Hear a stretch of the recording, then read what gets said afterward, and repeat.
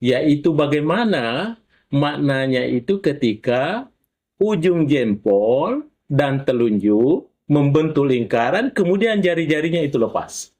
Ya, jadi seperti ini.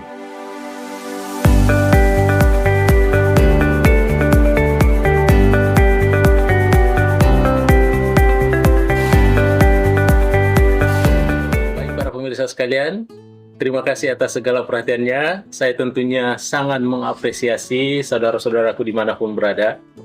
Apakah kita berada di dalam negeri atau kita berada di luar negeri sana, tentunya saya sangat menghargai ketika kita menonton salah satu channel YouTube kita, Mr. Koronis, komunikasi romantis dan humanis. Para pemirsa sekalian, konten ini tentunya selalu berbicara tentang fenomena-fenomena komunikasi.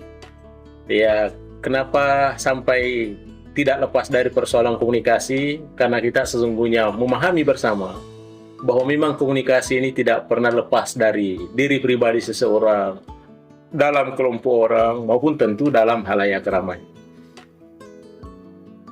Proses komunikasi yang berlangsung tentunya hanya bukan secara tertulis saja, bukan juga sekedar secara lisan saja. Inilah yang biasa disebut dengan komunikasi verbal.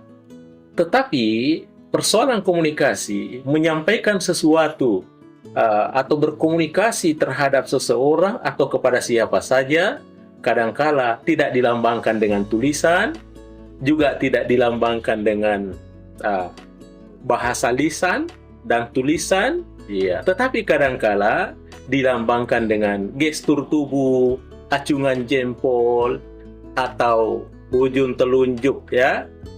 Kemudian ujung jempol kita membentuk lingkaran yang seperti ini.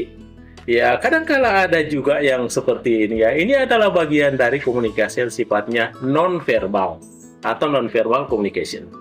Baik para pemirsa sekalian, pada kesempatan ini saya akan mencoba, ya, menyampaikan satu simbol komunikasi yang sifatnya komunikasi non-verbal, yaitu bagaimana maknanya itu ketika ujung jempol dan telunjuk membentuk lingkaran, kemudian jari-jarinya itu lepas.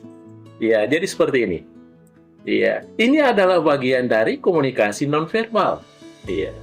Tapi ingat bahwa dalam komunikasi nonverbal, ya, kadangkala satu simbol komunikasi tetapi maknanya cukup banyak. Ya, di antara beberapa negara itu menggunakan simbol-simbol komunikasi seperti yang ini, ya. Ujung jempol ini bersentuhan dengan telunjuk kemudian membentuk sebuah lingkaran. Ini pemaknaannya macam-macam. Ya, taruhlah kita lihat ada 6, ya. Ada 6 maknanya ini. Makanya berhati-hati. Jadi kita harus menggunakannya ini sesuai dengan situasi dan kondisi. Oke, yang pertama, kalau di negara Amerika, ya, atau di Jerman, atau di Indonesia, ketika kita menyampaikan seperti ini, ya, ujung jempol dan telunjuk membentuk lingkaran, maka ini artinya tandanya bagus atau oke. Ya.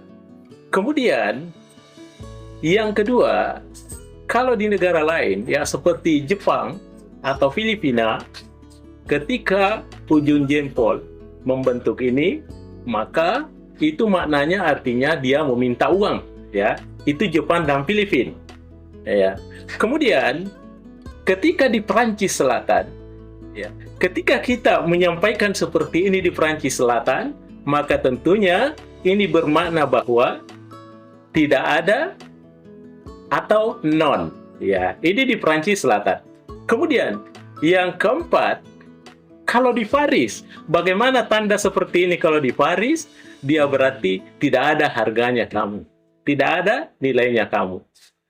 Dan bagaimana yang kelima? Kalau di Yunani, ya, kalau di Yunani, kalau dia menaikkan tangan seperti ini, berarti ini, mohon maaf, berarti ini adalah ajakan seksual, ya. Ini mohon maaf yang sebesar-besarnya kepada pemirsa. Dan yang keenam itu, kalau kita bagaimana di Brasil, di Kolombia, Meksiko, Amerika Latin, Kalau dia tandanya seperti ini, berarti itu tandanya kurang ajar atau menghina. Karena ini berkaitan dengan, mohon maaf, bisa berarti lubang pantat. Oleh karena itu, para pemirsa sekalian, kita berhati-hati. Ketika kita memberikan simbol komunikasi seperti ini, kita harus lihat di mana kita berada. Kalau kita di Indonesia, aman-aman saja, berarti bagus. Ketika kita di Amerika dan Jerman, berarti aman-aman saja. Jangan sampai ketika kita pergi di negara Yunani, kemudian kita kasih naik tangan seperti ini, harapan kita adalah sesuatu yang bagus, tapi rupanya ini adalah ajakan seksual. Makanya kita tetap berhati-hati, apalagi kita bepergian, berwisata ke mancanegara, hati-hatilah menggunakan simbol-simbol komunikasi. Karena setiap simbol itu dalam satu negara tidak sama dengan negara lain. Baik, para pemirsa sekalian, mudah-mudahan ada manfaatnya apa yang saya sampaikan. Tentunya terima kasih atas perhatian saya kepada saudara-saudaraku semua. Saya ingatkan bahwa ketika kita menggunakan simbol-simbol komunikasi, tentunya kita harus memahami di mana kita berada, di negara mana kita berada, karena pemaknaan itu pasti berbeda-beda. Baik, demikian saya sampaikan. Terima kasih atas segala perhatiannya. Assalamualaikum warahmatullahi wabarakatuh. Jangan lupa, Mr. Koronis, komunikasi romantis dan humanis. Halo, Mr. Koronis. Jangan lupa like, komen,